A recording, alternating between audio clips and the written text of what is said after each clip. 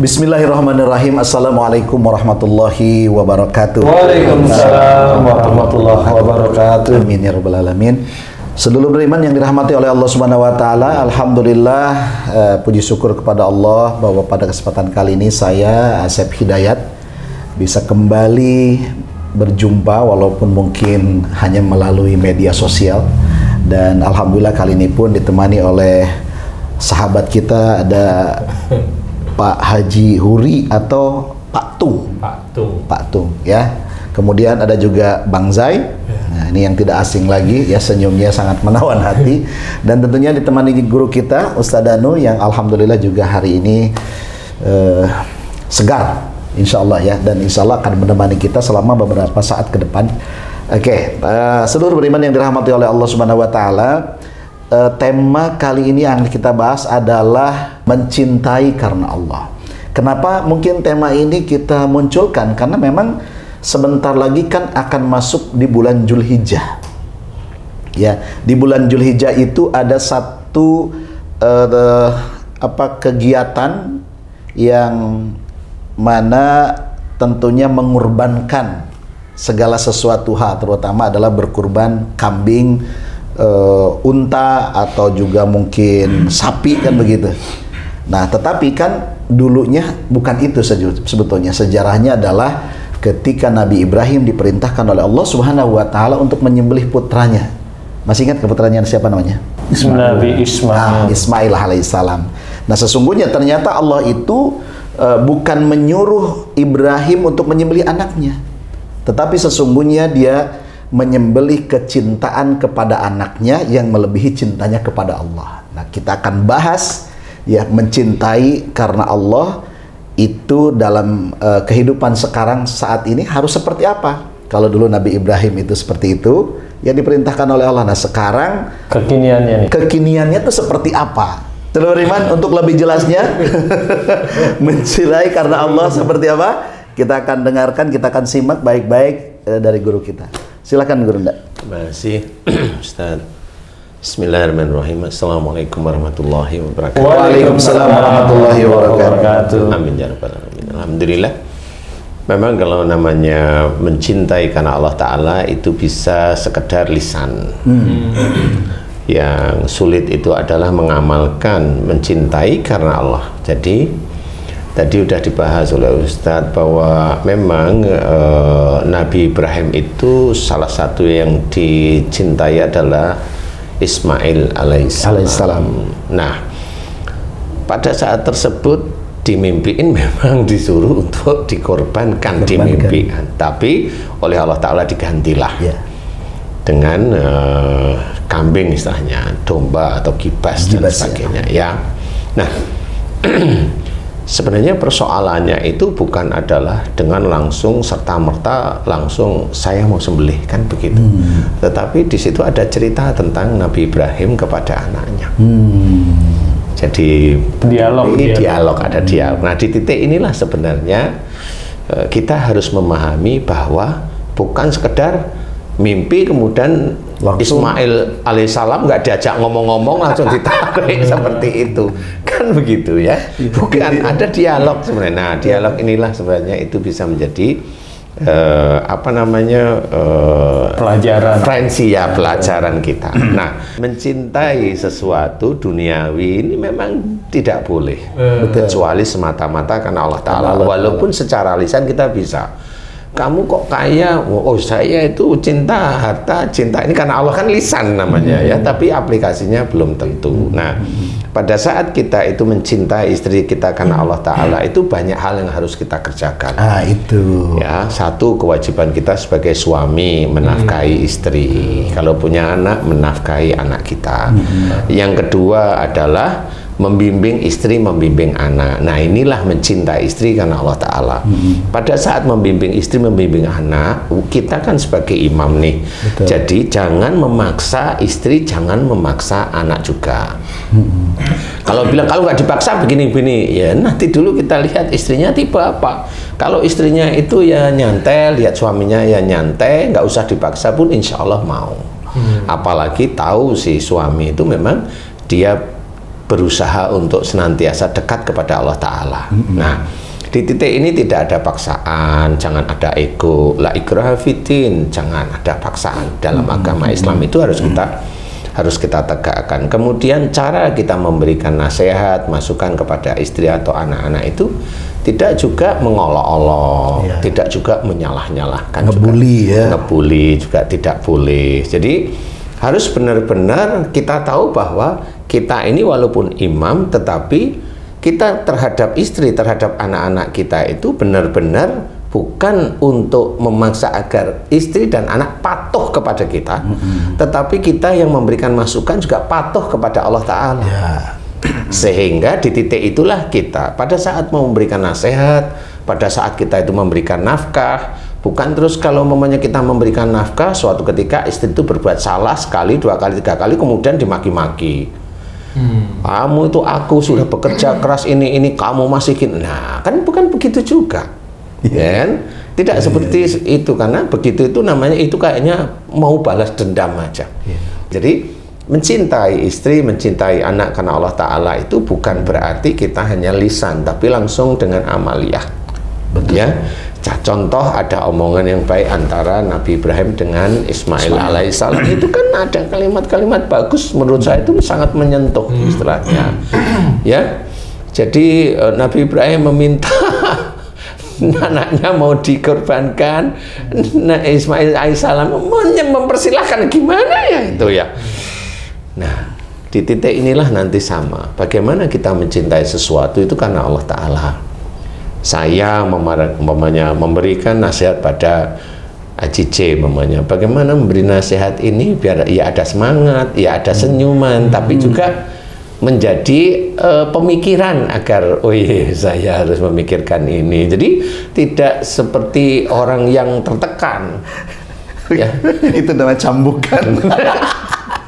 Iya, tapi kalau memang dikasih tahu ringan, santai, merasa tertekan, lah kan jadi pertanyaan, lah kan ini nggak ada tekanan, kok kamu jadi marah? Emang kamu begitu? Nah, akhirnya kan ketahuan. Mau tanya nih saya, Pak Ustadz. Ini kan zaman sekarang ya Pak Ustadz ya. Seseorang jika dia mau menikah, itu kan dia pasti melihat pasangan yang dia inginkan ya. Pertama kan dia lihat pasti wajahnya cantik nggak nih, kan gitu. Kemudian penampilannya gimana? Apakah itu disebut juga mencintai karena Allah, Pak Ustadz? Kalau mencintai itu kan berarti sudah menikah ya. Ini kan sebelumnya itu loh Pak Ustadz itu. Iya, itu yang diarahkan itu kan sebenarnya hanya sekedar yang diperbolehkan menikahi, dianjurkan, salah empatnya itu istilahnya. Tapi yang terakhir yang dipilihkan agamanya. Jadi boleh silakan turunannya, kemudian fisiknya boleh, kemudian cantikannya, hartanya, kemudian agamanya, ya nasab turunan, kemudian harta, kemudian agamanya. Di situ boleh memilih, tetapi itu kan masih nafsu, masih nafsu di titik itu walaupun boleh. Makanya pada saat setelah menjadi suami istri ya dibimbing dengan baik, kan seperti itu. Kalau hanya melihat harta saja boleh nggak? Monggo silahkan, itu anjurannya masih boleh. Nah, tapi harta itu untuk apa? Kalau memang hartanya itu untuk menegakkan syariat Islam ya monggo silahkan, nggak ada masalah. Tapi kalau nggak taunya hartanya memang untuk masalah dunia, ya monggo aja. Itu kan memilih, nggak bisa bilang nggak boleh kan gitu ya. Monggo aja, semuanya itu memilih. Karena apa? Nanti yang akan bertanggung jawab di akhirat kan mereka sendiri. Menjalaninya. Yang menjalaninya kan mereka sendiri. Karena kalau memang kita itu berpikir tentang kita dulu menikah, rata-rata memang hanya nafsu aja. Rata-rata karena rata-rata itu. Kemudian kalau sudah mulai paham, mulailah kita mendekat pada Allah Ta'ala. Itu boleh aja. Di sini harus kita ketahui bahwa mencintai sesuatu karena Allah Ta'ala itu tidak sekedar hanya lisan, tetapi langsung dengan perbuatan. Jadi apapun bentuknya. Contoh mencintai anak karena Allah itu gimana? Saya kasih ini, saya nafkahi, saya sekolahkan, saya ini. Iya, kalau itu normal, itu tanggung jawab. Coba dibalik itu, anaknya ganteng, dibangga-banggain. Anaknya cantik, dibangga-banggain. Anaknya pandai, dibangga-banggain. Itu kan bukan karena Allah akhirnya. Di titik ini dia juga sombong dengan keberadaan anak yang seperti itu. Apakah itu mencintai anak karena Allah? Enggak.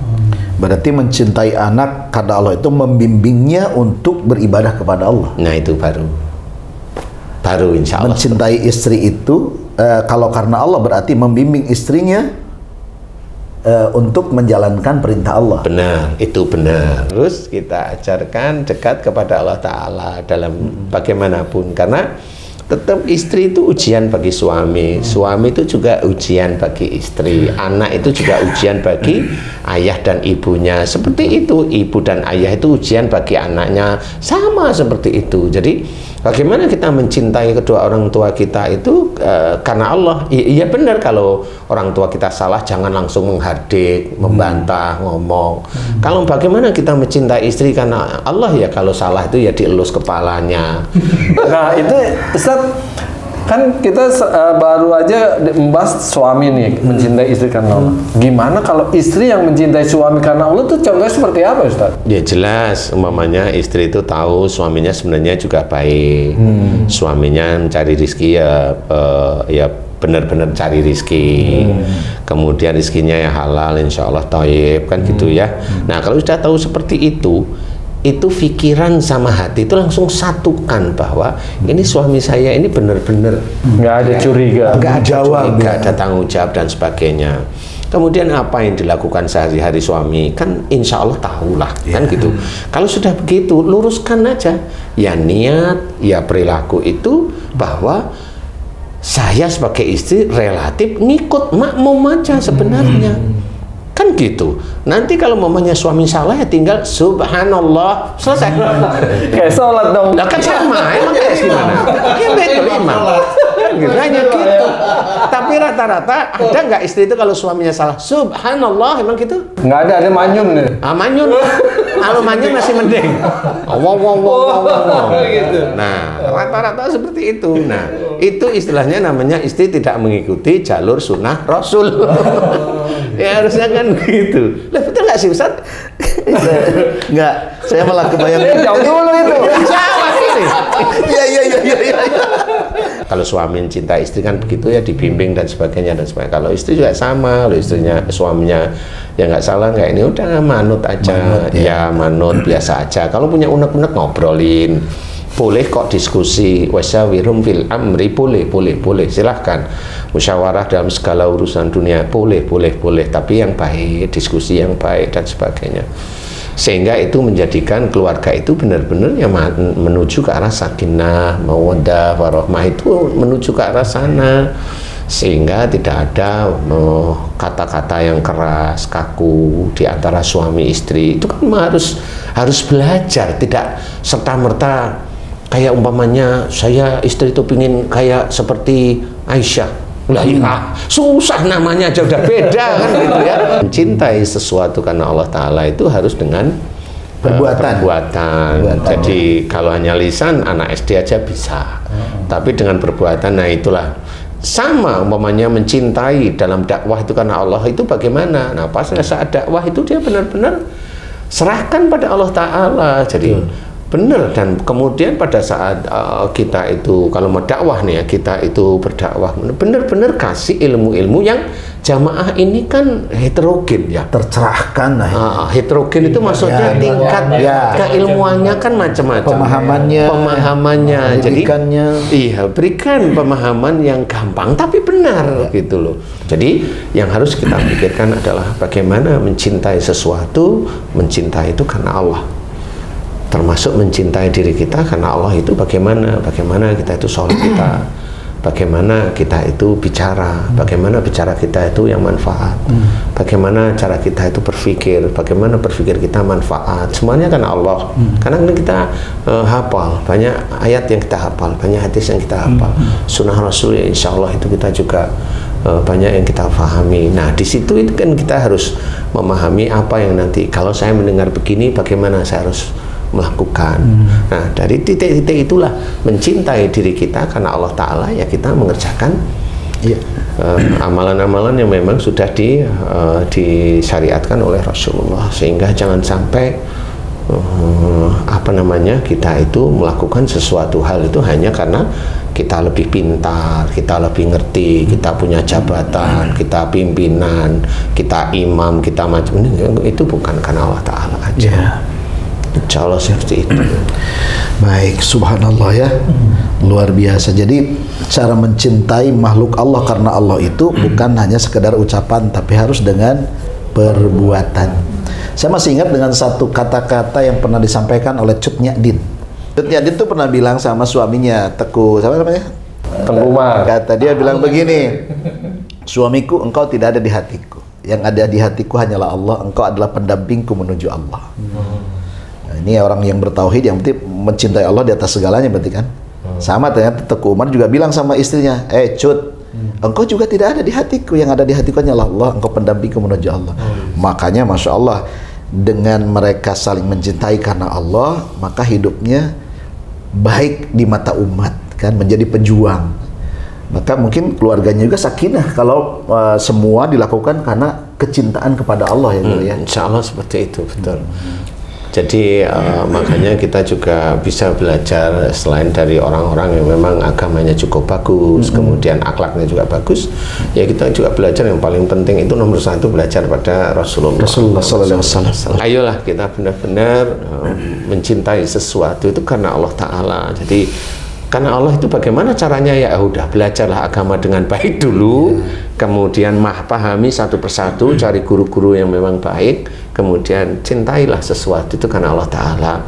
Jadi istilahnya tadi diceritakan oleh Cut Nyak-Din tadi memang benar. Jadi istilahnya kita punya pasangan itu yaitu tadi, ya kita ngerti kalau ini tanggung jawab kita, jadi kita kasih arahan benar-benar untuk menuju Allah Ta'ala. Jadi bukan karena terus ini istri saya, ini hak saya, istri saya harus ngikut saya, akhirnya kan menyuruh, memaksa dan sebagainya, kan nggak seperti itu. Intimidasi akhirnya, ya jangan. Lu sih lu. Ustadz, tadi Ustadz Asep kan di awal udah menceritakan tentang kisah Nabi Ibrahim. Nah, kisah Nabi Ibrahim ini nggak lepas juga dari haji, karena pelaksanaan ibadah haji ini adalah napaktilas Nabi Ibrahim, Siti Hajar dalam mencari air untuk anaknya. Calon haji ini juga kan disebut juga Difur Rahman, tamunya Allah, panggilan dari Allah.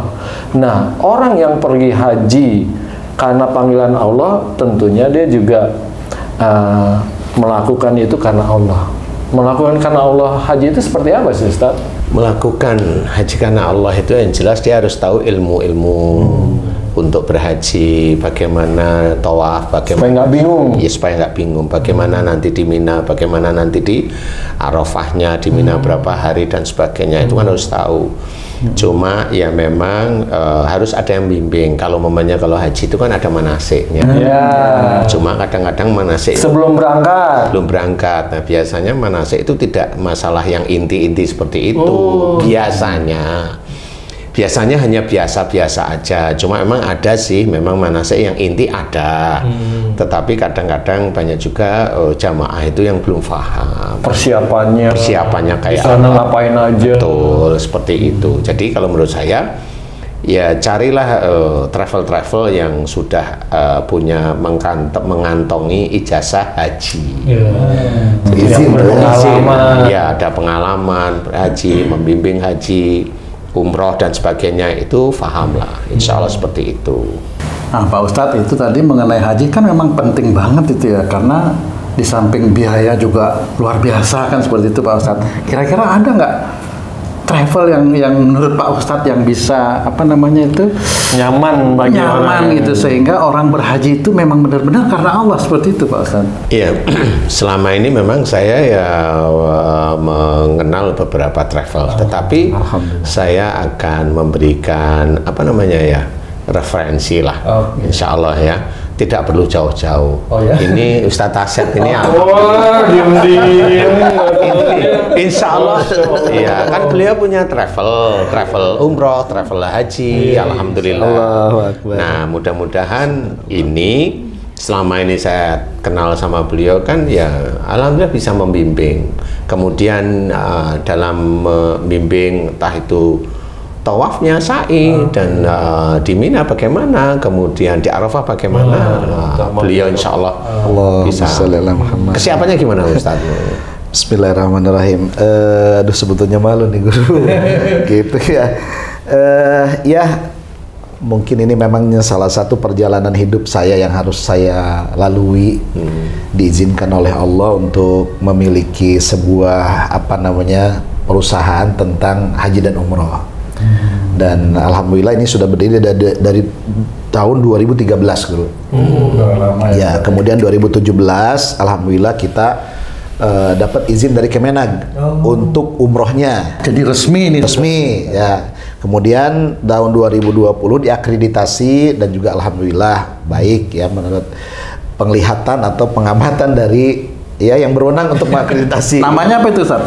Namanya PT Sagara Mahabbaten Wisata, dan sebetulnya sesuai dengan yang dibahas hari ini. Ya, Sagara itu kan lautan, Mahabbaten itu adalah dua cinta. Cinta Allah dan Rasulullah. Gitu.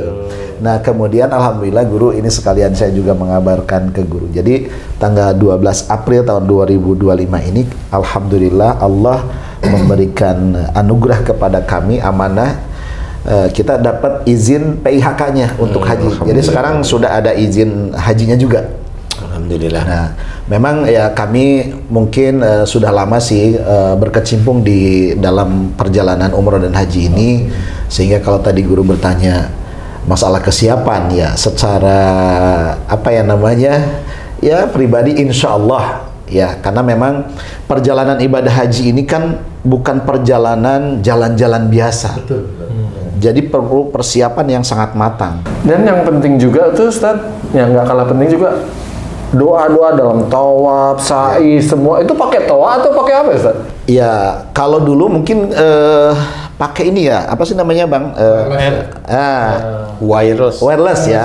Tapi karena tahun 2025 ini pemerintah Saudi Arabia itu melarang, makanya mungkin saya sebagai imam, karena alhamdulillah selalu saya tuh yang jadi pemilik juga sebagai pembimbing. Nah, itu dia. Jadi di Indonesia memberikan manasik, saya yang memberikan manasik, kemudian di perjalanan nemenin di Madinah ibadah city tour itu yang menerangkan tentang sejarah segala macam saya, dan pelaksanaan ibadah umrohnya pun demikian. Jadi membuka kegiatan haji dan umroh ini kan perkaranya bukan hanya benefit. Tapi perkaranya ini, kalau misalnya kita sudah berani menyelenggarakan itu, berarti tanggung jawab dengan semuanya. Nah, ini sangat mengerikan sebetulnya. Makanya diupayakan semaksimal mungkin sesuai dengan kemampuan untuk membimbing jamaah semaksimal mungkin. Makanya saya di Samawi, nama brandingnya Samawi. Singkatan itu ya? Ya, Samawi itu sa-nya Sagara, maknya Mahabbaten, wi-nya wisata, Samawi. Nah, ini makanya diupayakan dari awal keberangkatan sampai kepulangan, insya Allah saya sendiri yang terjun. Enggak semua pemilik travel tuh apa loh doa-doa tawaf, sa'i, Ustaz apa? Ya, insya Allah lah, jika diizinkan untuk mau mimpin, begitu kan ya. Jadi ini sedikit informasi ya, alhamdulillah. Mungkin barangkali ada pemirsa. Ya, ada pemirsa yang mau berangkat haji, berangkat umroh dengan Samawi, ya silahkan bisa menghubungi sini ya. Atau sini Ustaz. Di sini aja, sini. Oh, jadi gitu ya. Siap Bang, insya Allah. Alhamdulillah. Ini mungkin saya mau ucapkan terima kasih sama guru telah mendoakan kami ya. Guru, makasih banyak supportnya. Sehingga alhamdulillah. Ya, mudah-mudahan ini manfaat untuk semuanya. Allahu a'lam. Baik, seluruh beriman, Masya Allah, ini materi yang sangat luar biasa. Karena memang kadang-kadang saat ini itu banyak orang mengatakan aku mencintai karena Allah, tapi pada kenyataannya nggak seperti itu. Jadi cara mencintai sesuatu atau dunia karena Allah itu berarti kan membimbingnya semuanya atas dasar beribadah kepada Allah. Baik, seluruh iman yang dirahmati oleh Allah Subhanahu wa taala, rasanya ingin terus kita bahas masalah mencintai Allah, tapi karena waktu yang mungkin barangkali ya sangat terbatas. Insya Allah di lain hari, di lain kesempatan kita akan bahas lagi lebih mendalam. Mudah-mudahan apa yang disampaikan oleh beliau, guru kita Ustaz Danu, ini menjadi pegangan hidup kita bahwa mulai hari ini mendidik anak itu karena cinta kepada Allah, mendidik istri itu pun karena cinta kepada Allah. Ngingatin suami bukan karena emosi, tapi karena cinta pada Allah. Mudah-mudahan kita bertemu lagi. Terima kasih. Assalamualaikum warahmatullahi wabarakatuh. Waalaikumsalam warahmatullahi wabarakatuh. Alhamdulillah. Alhamdulillah. Alhamdulillah. Bismillah. Nah, ada model baru ya.